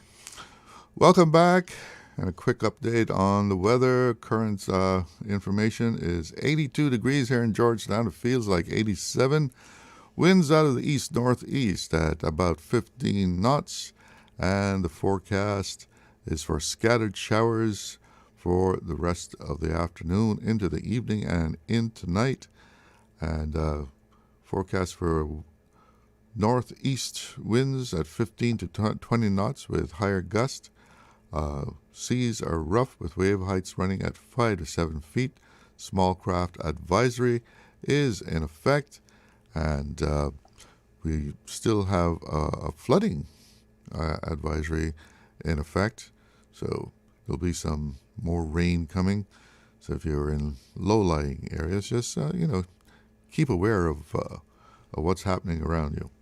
And we do have a caller on the line. Good afternoon. You're on the air. Good afternoon to you, sir. Yes. How are you doing? I'm doing 2,000%. Oh, glad to hear that. Try to keep the stress down, Charles. I was listening to you and Mr. Loxley yesterday. I mean, I really enjoy that yesterday, listening to you two gentlemen. I mean, Mr. Loxley, it was so refreshing to listen to him and yourself. And, I just had a call and, comment on it. I appreciate it. But another thing, Charles, our government over the years have failed us as Caymanians, right? And what has happened now that this government now is here, has got elected, and they're trying to do something, and everything is against them because they're trying to make changes. Had our government over the years told these people in the restaurant business, you have a choice. You either train Caymanians or we don't need you or we don't need your business, right? But they just let that slide and let them do whatever they want to do. Now, they're all up in arms now because this government is saying enough is enough. And, you can't win for losing sometimes. And if the government didn't fail us, we would not have been in the mess that we are in today. So it's dumb if you do and dumb if you don't. that is like what the situation is. But I don't know what is going to happen to this country, Charles, because we need changes. Like your friend there, Leon, said earlier. How in the world can we let every foreign construction company into this country and do whatever they want and phase out Caymanians? How many, have you been to Jamaica recently, Charles? Last year. How many Jamaicans how many Caymanians are working at the airport in the airport? I would venture 0. How many are in Barbados, Trinidad? Probably the same thing. Yeah, I couldn't agree with you more. But the situation is a little different, though. It's not. You're not going to find too many Caymanians that want to go to Jamaica to work, or even Barbados. Well, I agree. I kind of agree with that, but let's go back 40, 50 years ago. Was there any Caymanians there? 40, no, 50? There was not. Yeah, but years ago it was. Caymanians were living in Jamaica and migrated to Jamaica. I said working in the airport in Jamaica. There's a difference, right? Sure, there was a lot of Caymanians that was in Jamaica, a lot of families and stuff like that. Mm-hmm. But they was in the different businesses and stuff like that. They wasn't in any government official capacity businesses at all. You see? You mean like work in the airport? Yeah, or in the government or civil servants or anything like that. I mean, you name a couple of Caymanians that has been in the civil servants in Jamaica that you can recall. Well, I certainly can't recall anybody. Exactly. I mean, my point is, I mean, you look at our civil servants, you look at our government department, how many foreign people are involved in our day-to-day operating in this country. And it seems like they got more say than the little percentage of Caymanians have to say. And all of this should not be allowed. Well, let me ask you a question, though.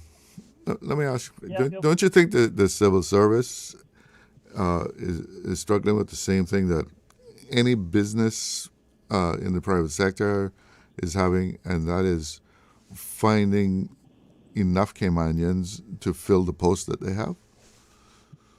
George, you remember what I said?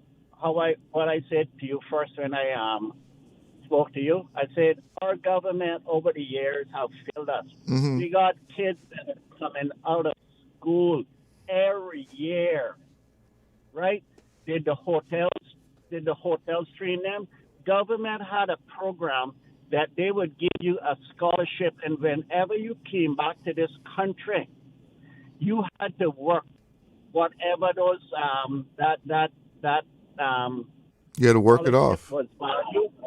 Yeah, they had to work it out with the government. Yeah. Does that exist anymore? No, because the government has failed us. I mean, all of these things should never change. I mean, they have to come back to Cayman. They just don't have to work the scholarship off in the government. I got two kids. Neither one of them is there, and I want them to be here with us, right? Mm-hmm. Neither one is there Because they couldn't find work.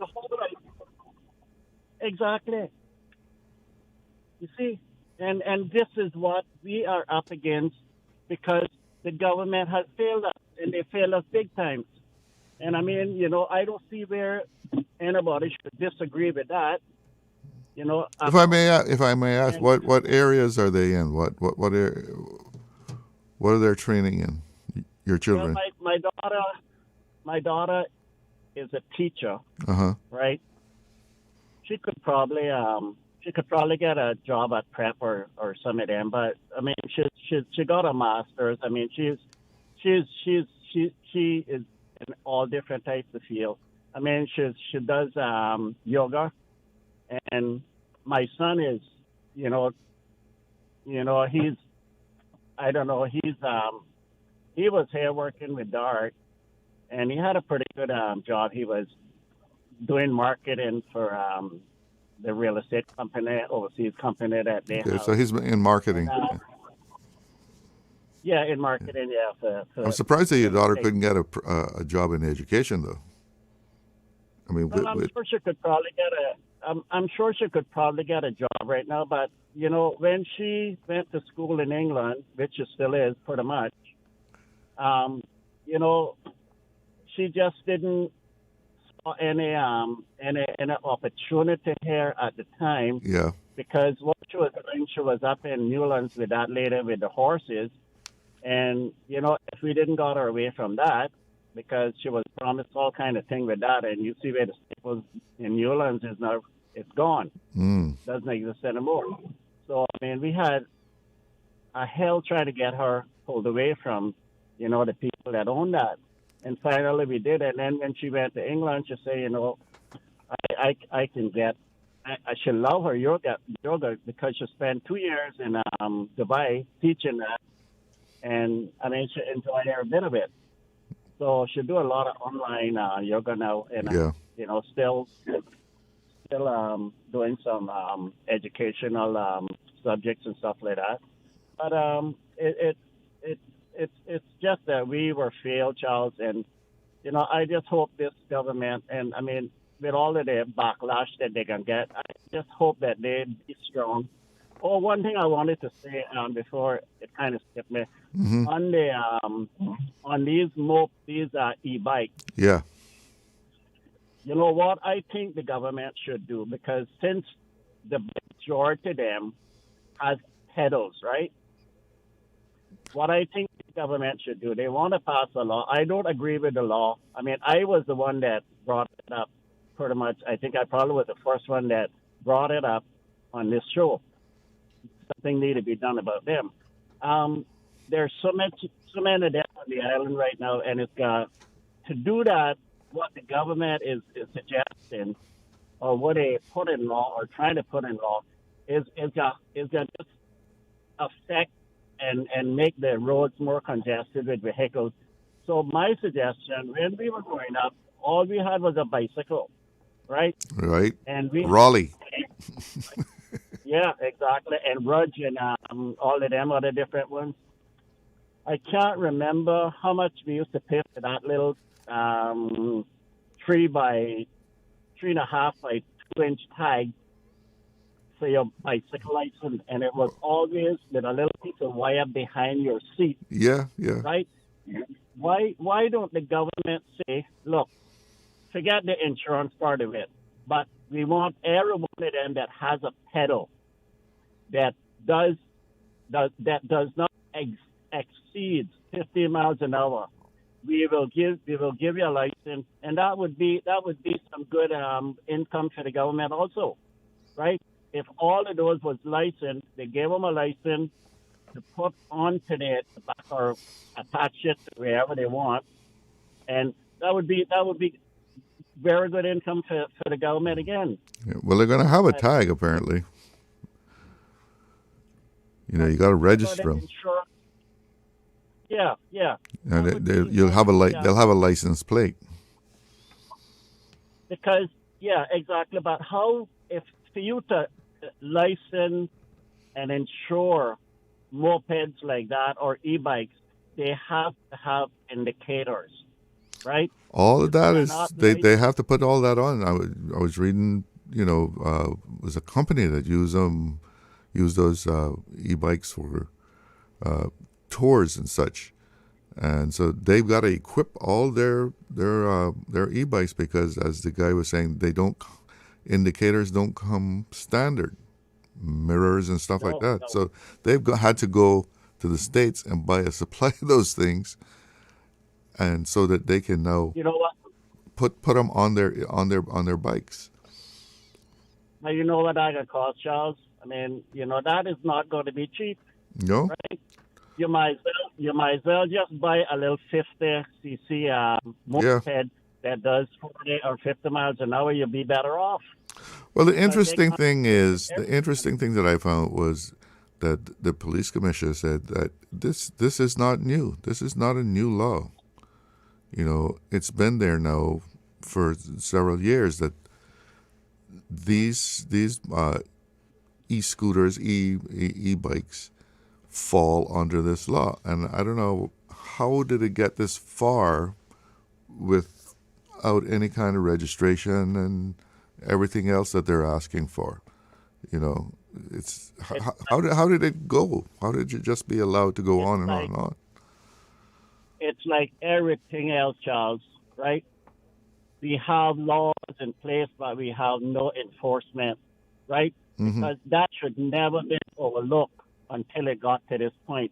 And you see now the mess that it has put people in. A lot of these people that relies on these things to go to work back and forth instead of getting a car and congesting the place more. I mean, this is what we are up against. Our government has failed us again. I'll keep repeating that word because you have to blame it on our government for letting these things get by like this without being policed properly. And if we had a good public transportation system, they probably wouldn't have bought an e-bike. They would probably feel much safer riding in a bus. Charles, please don't go there. Don't go there because that is another subject that I don't want to go on. All right, because and I know that's a whole show by itself. That's a whole show by itself. Charles, thanks very much, and have a good afternoon. All right, you take care. Miss Suzanne, all right, thanks very much. Have a good one. Talk to you later. Bye. We have to take a break. Be right back. Accidents and illnesses can strike without warning. Ouch! When it comes to urgent care, every second counts. At Doctors Hospital, we have a dedicated team of experienced doctors and nursing staff available to you 24 hours a day, 7 days a week. Don't waste time in an overcrowded emergency room when you need urgent care. Whether it's a broken bone, a severe infection, or a sudden illness, trust in Doctors Hospital's unwavering dedication to providing the best immediate care. For complete urgent care when you need it the most, choose Doctors Hospital, located in Georgetown, 16 Middle Road. Freedom, Kim Brack. Freedom, Little Cayman. Soft breezes, blue waters, no traffic. Unwind and rejuvenate your mind, body, and soul. Sister Island Staycations, a taste of freedom. Discover all that our sister islands have to offer.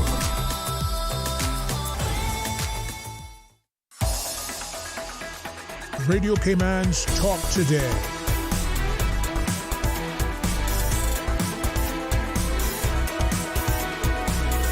What is on your mind, Cayman?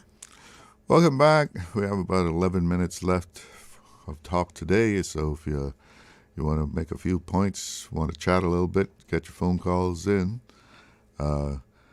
Meantime, I got a WhatsApp text here that came in a while ago. Back to the cost of living. I agree with you that if fuel is less expensive, the spin-off would be felt throughout every sector. Once the cost of oil-generated electricity is reduced, it automatically lowers the cost of everything. There is a way to make this a reality if governments could ever find the will to do what is in the best interest of the people. Once we cut or totally eliminate the import duty on goods, it will leave a huge void in the government's revenue. But there is a way to easily compensate and more. Annual property fees on real estate over $2 million, whether developed or not. Believe me, with the prevailing value prices of real estate, the government could always have a surplus.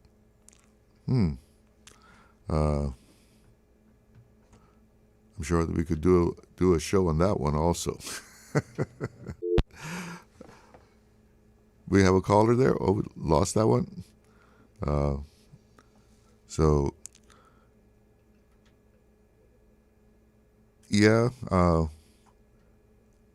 guess if we could eliminate the use of oil in producing electricity altogether, solar, wind maybe, if we had a renewable source, a totally renewable source, a lot of things would drop with the price of electricity dropping.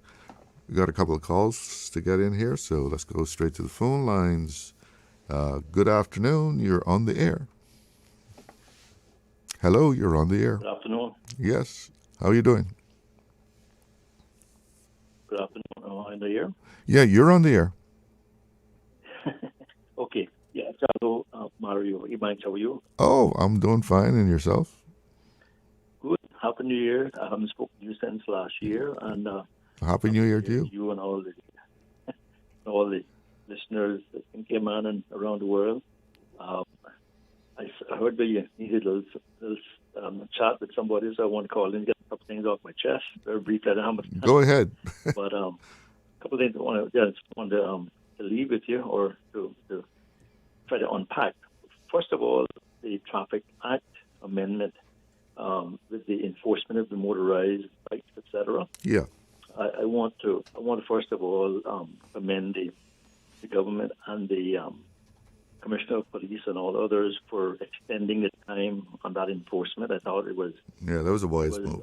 Even though it was the act was in place for a while, I think the whole enforcement thing was really not thought out and not planned properly or communicated. So I'm happy that they've given some more time, and now they got to get people who need to address these issues need to get on it, and hopefully insurance can be made available.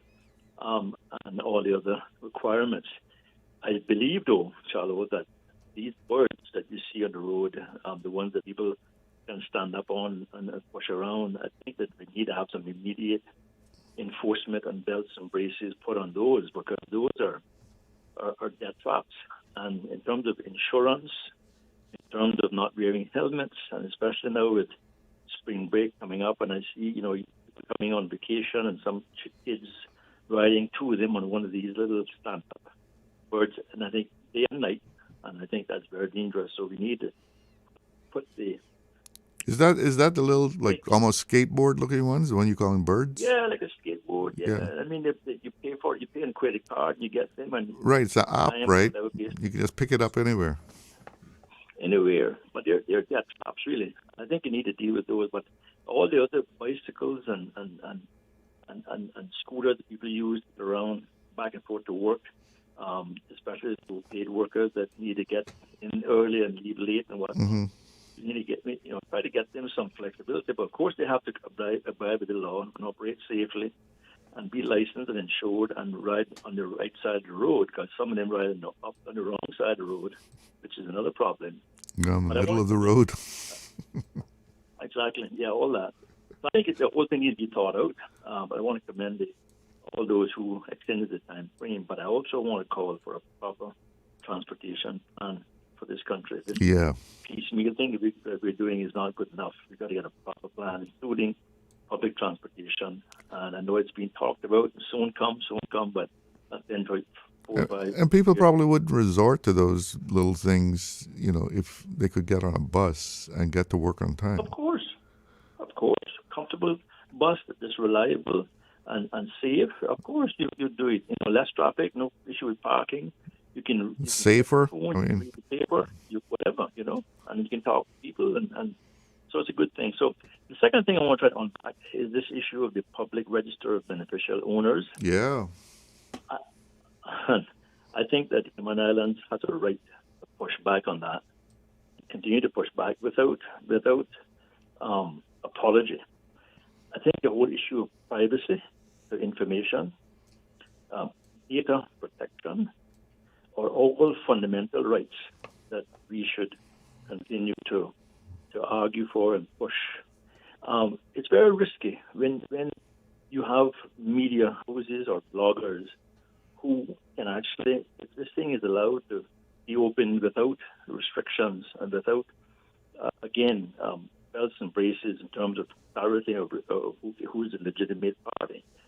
People have access to information about individuals' assets or interests or what they have coming to them in terms of wills and whatnot. I think that can also lead to tremendous amount of kidnapping and all that kind of stuff. And I think that we have to make sure that this thing is watertight, and Cayman should continue to push back and ensure that the things that I think that the government is pushing for in terms of an appropriate fee and determining who the legitimate parties should be something that the UK hopefully is not going to just impose it on us by order of council because they can do so. Mm-hmm. Because as you know, Charlo, there's other countries who have refused to do it, including the United States. Yeah, they were going to put it in and then they called it off. Exactly. So there's something wrong with this, and I think we've got to be careful we don't get swept up into and let's just take a step back and while in the ropes a little bit, just do a little bobbing and weaving and fight back, because we don't want to move on this thing. Remember years ago when I think Mr. McKee Bush was I don't know if he was premier then or before he was premier, actually went to the European Court of Justice and sued the European Union on that Union Savings Tax Directive, again to push back on that. So I think if we need to resort to the courts, we need to do that. Yeah. Well, EU backed off on it too for themselves, right? Pardon me? I think the EU backed off on the open register themselves among themselves. They realized that it was something that they were trying to put on everybody else. And privacy was the issue. Mm-hmm. Finally, on RAP, one last issue of make it quick. I got another caller I want to squeeze in. Okay. Go ahead. I heard in the news the other day that the government is proposing to increase the retirement age in civil service is 70 years old. I think that's a good move. It has merit. It has advantages. I think it needs to have a discussion about it.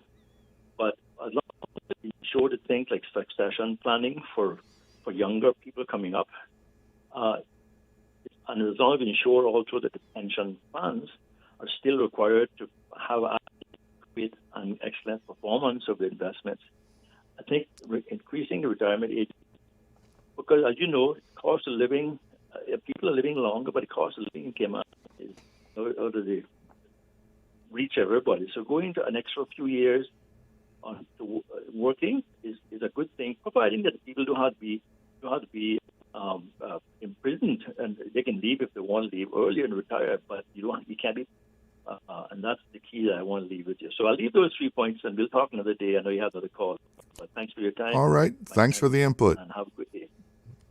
Okay, sir. And let's get another call in here, probably the last call for the show. Good afternoon. You're on the air. Hi, good afternoon, Charlo.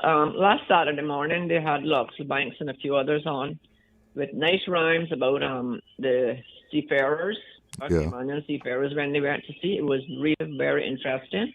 I'm wondering if they can repeat it again this Saturday morning. Well, I didn't get to hear all of it. I know some of it, and I would love to listen to it again. Well, maybe the boss is listening. Put it into the program. Push it for me. Okay. Loxley, because he's always great when he's on the air. Thank you very much. All right. You take care. Okay. Then we got time for a WhatsApp or so. Good afternoon. Please read on your show. Big problem with the cost of living is when the government takes off some duties, making it duty-free. It's never passed on to the consumer. It only makes the businesses richer. Government never checks to see if it is based on being passed on. I guess the retail price is based on it. One more here. We had a lady got killed on that type years ago. She was my client while I was working in the bank. Those types are very dangerous and should be banned. Yeah. Thank you for that input. I think I remember that incident. It is 2:30. That means my time is up. Thank you so much for tuning in, and special thanks to all those who picked up the phone and gave me a little chat here. I hope you have a great afternoon. I'm Charles Glidden. One love. Talk Today is brought to you by Subway, open 24 hours in Countryside, Anderson Square in Georgetown, and Centennial Towers in West Bay. And by the Ministry of District Administration, explore your history, explore your land, explore your sister islands. And Cayman Airways, call them on 949-2311 to book your nonstop flights to Los Angeles and Panama. And Doctors Hospital, peace of mind is important when life